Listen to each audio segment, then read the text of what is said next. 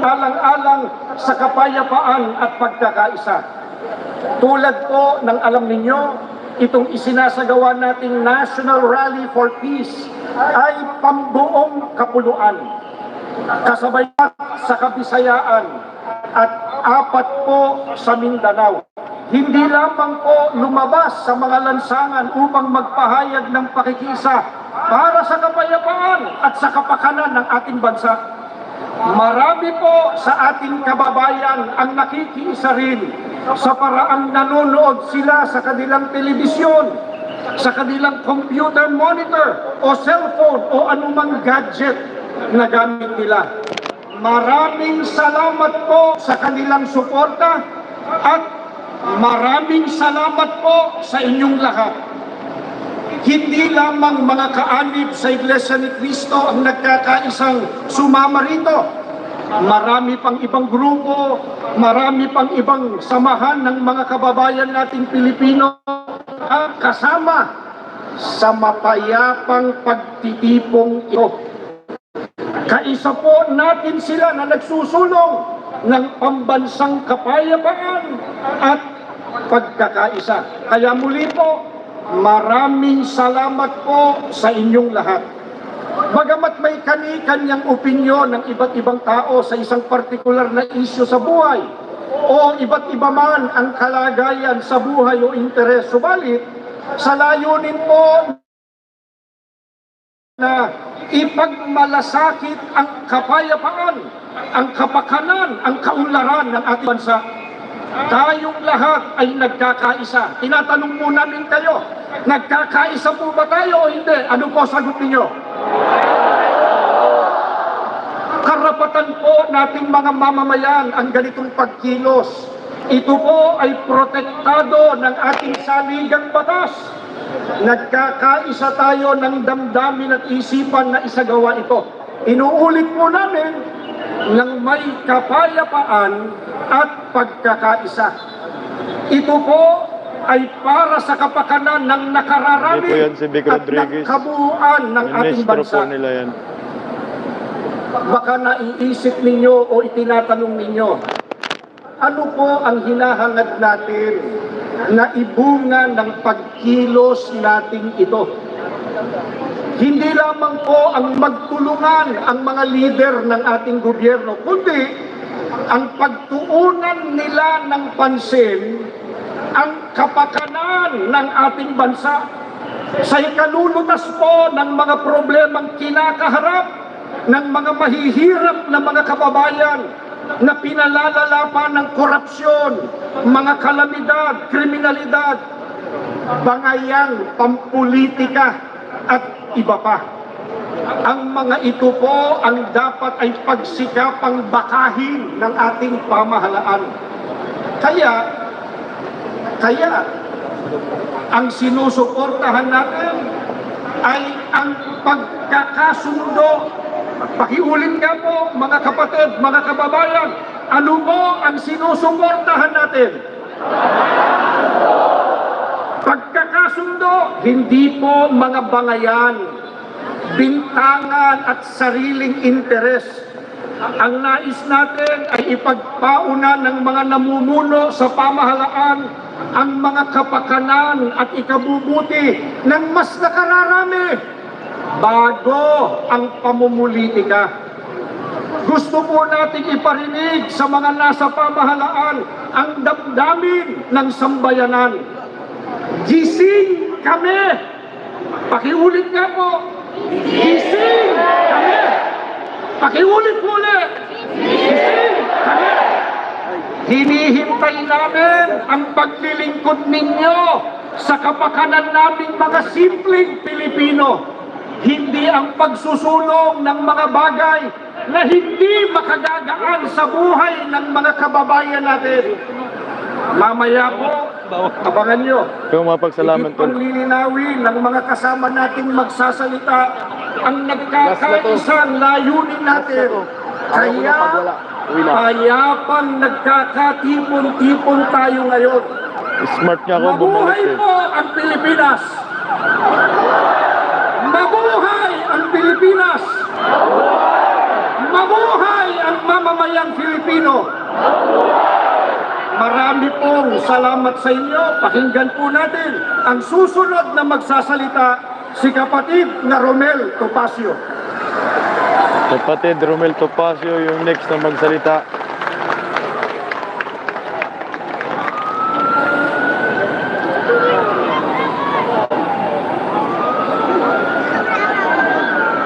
Magandang hapon po sa inyong lahat, mga kapatid.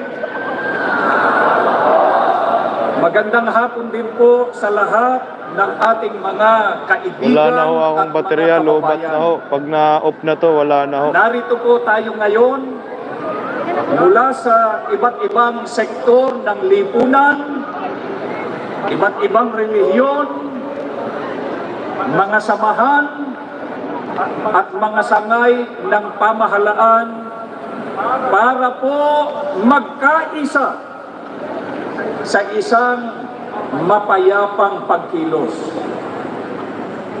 Ang pagtitipon natin ito ay isa pong konkretong pagpapakita ng ating suporta sa pahayag ng Pangulo ng Republika ng Pilipinas, kagalang-galang Ferdinand Marcos Jr., sa kanyang pahayag na hindi siya sumasang-ayon sa isinusulong na impeachment laban sa pangalawang Pangulo, Sara Duterte.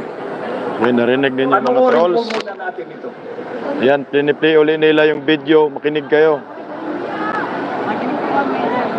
Makinig mga This is trolls. not important. This does not make any difference to even one single Filipino life. So why waste time on this? What will happen to if somebody files an impeachment? It will tie down the House, it will tie down the Senate, it will just take up all of that, and for what? For nothing. For nothing.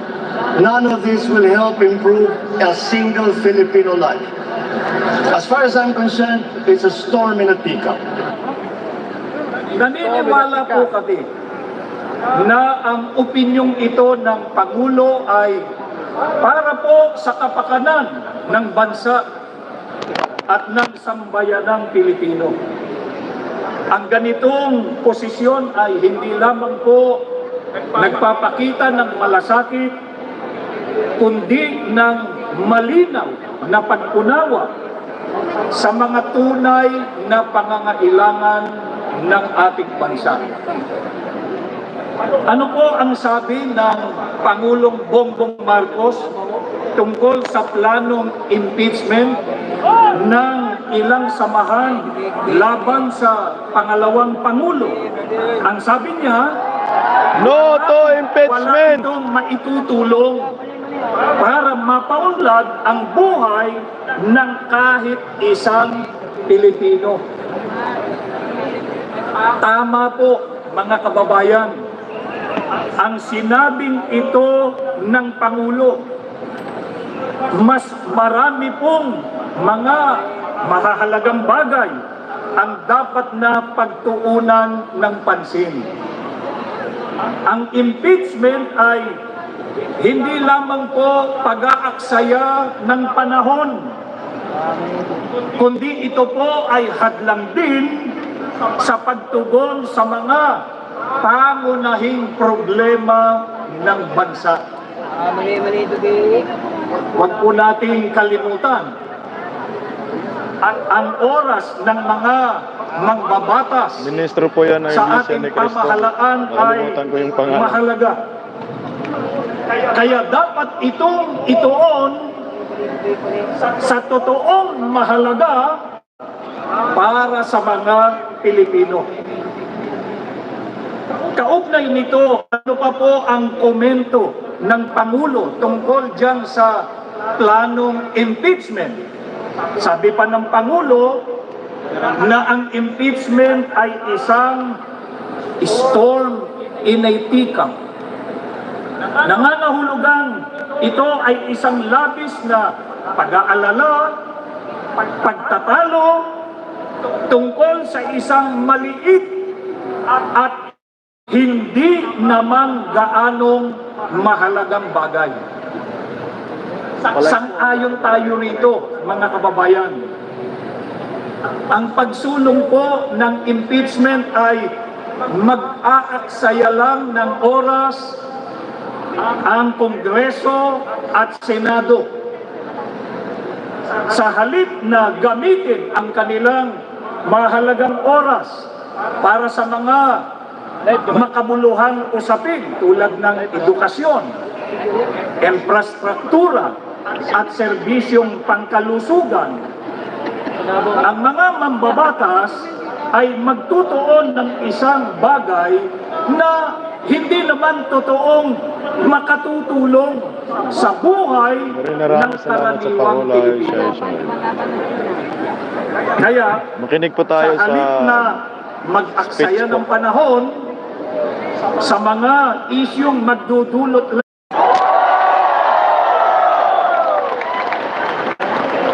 mamamayan ang unahin, huwag sarili. Magkaisa para tumatag ang bansa. I'm check alas 6 ng umaga pa lang pero grabe na yung tao.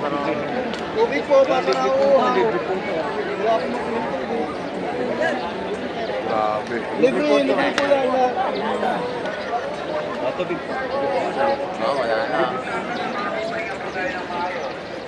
Yan po, tuloy-tuloy pa rin po yung dating ng mga tao.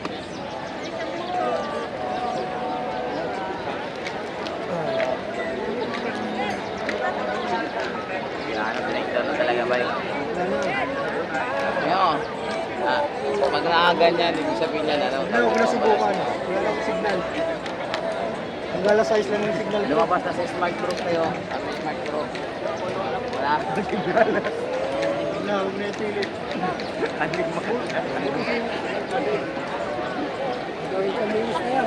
Oh, grabe. Puno na rin doon. Maganda siguro mag-vlog. Ba, may signal doon. Tamaros. Oo.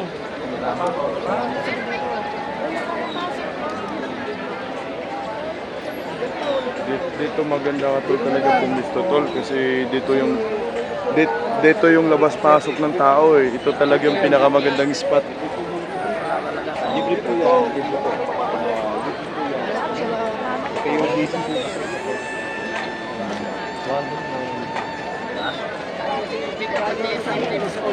Sa loob na.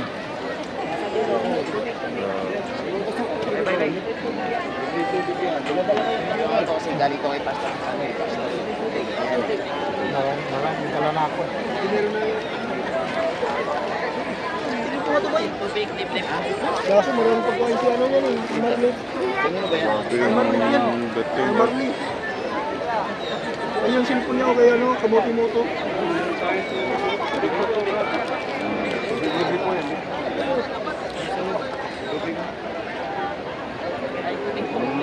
Kasi history.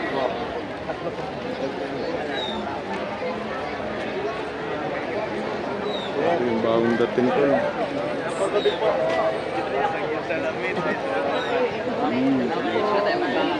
Libre po. Libre po yan. Wala. Kawawa naman kayo kay internet. Kawawa naman Ikaw tol, meron tol. Ay puta, reconnecting ka na rin. Yung internet, kawawa. Wala na oh. Sana all. Ano? Nag-reconnect. Ano yan, di nakakayanin yan. Oh, stop. Hey ma'am. Morning oh. Nakapala ako sa'yo, sir. Maraming salamat ma'am. Lagi kita pinapanood. Saka si Panakbay. Salamat po. Walang signal ma'am, nagre-record na lang kami.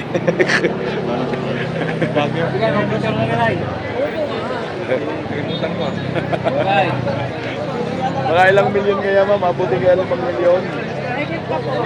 Hindi pa dumating yung lima. Higit pa no? Doon dami ng tao.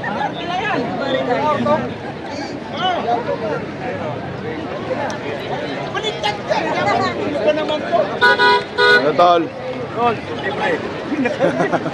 Maya, tol. Ah. Oo. Sama tayo sa kasaysayan ng Pilipinas. Yun. Grabe to.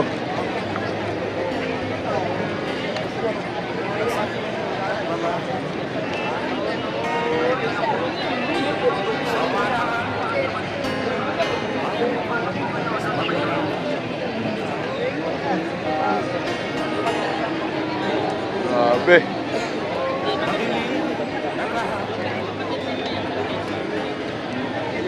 Ang tao. Ang dami.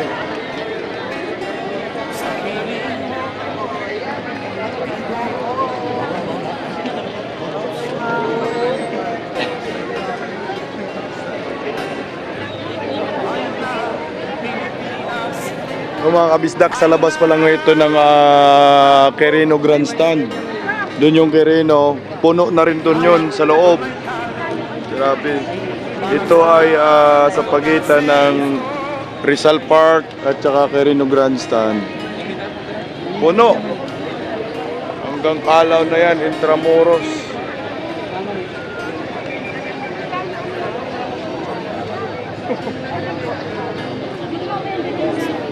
Umaga pa lang, alas 6 pa lang ng umaga, pero grabe ng tao, sobra-sobra na.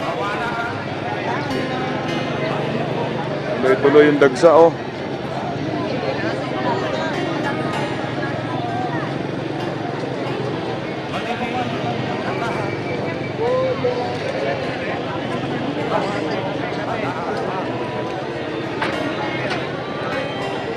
Dahil wala na hong signal, lahat ng mga vlogger naka-record na lang, oh.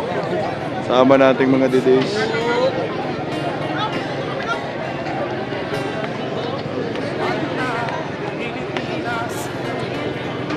Tol. Record na lang tayo, tol. Record.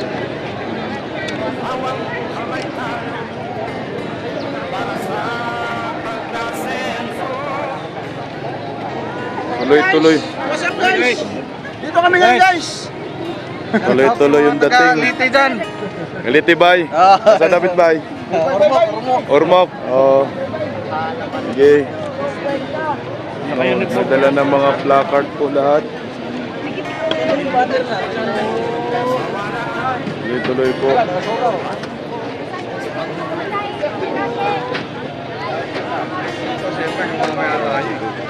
So yung loob ng Quirino Grandstand, punong-puno na ho yan.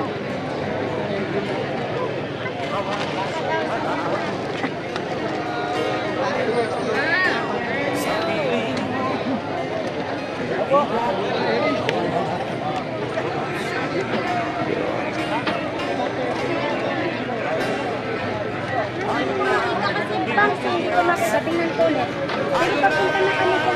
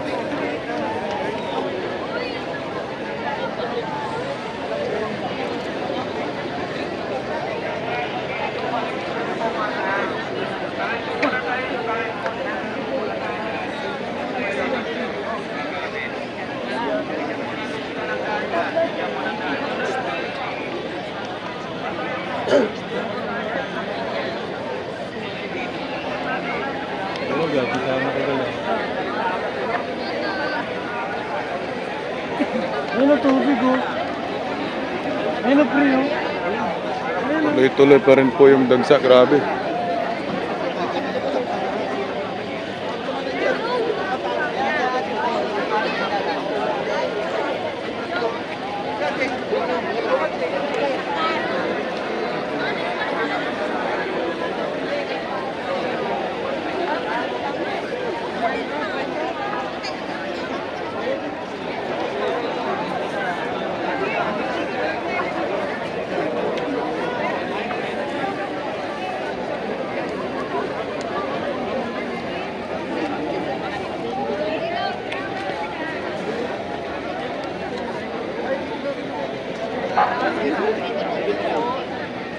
yan tayo. Tubig ko kapatid, libre po. Wala na ako signal, letter rin ako eh. Sipong tubig. Bye. Good morning. Dami-dami na, bye. Ha? Pai, ano nangyari sa'yo? Dito. Ha? Naghanap ako ng signal ni ano.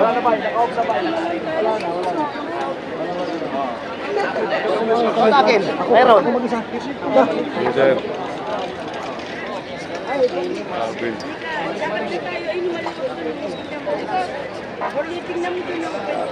Grabing tao. Kasalanan mo sa loob. Kasalanan mo sa loob? Oh, Kasalanan mo sa loob? hindi ako nakapasok na doon. Ang dami ng tao doon. Hirap pasok ako kanina? Daming tao, ang hirap pumasok sa loob. Pero ito, dito pa lang, grabe. Dito pa lang sa labas. Laki na.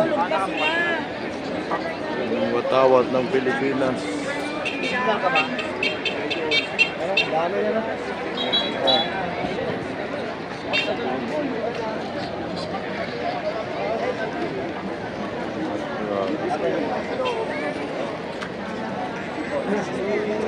Tagsa na ho, ang INC. Grabe no, tol. Paano pa yung ibang organisasyon tol? Pagdating, saan na ilalagay? Dami pa ka ng paano, sabi dito sa live. Kaya nga, marami pa naka-live ka? Alive! Pangalawa na yan. Wow! Sana all! Anong network mo? Ha? Smart? Mike. Starlink ako? Starlink ka? Magkunik ka? Connect naman. Ha? Connect, tol. Mangasar naman tayo. Oo. Mangasar naman tayo. Hindi, naka-smart lang ako, Mike. Wala ka dito eh. Ay, sir. Sige nga. Subukan ko nga pumasok dyan maya-maya. Pag ako nakapasok yan, ubos lang yung viewers na talaga. Grabe na to, tol. Ito yung tunay na ano. Kahit dyan sa loob ng Lunita, oh. Grabe. Sa loob ng Lunita. Hanggang Intramuros na to, tol. Hindi pa lahat yan.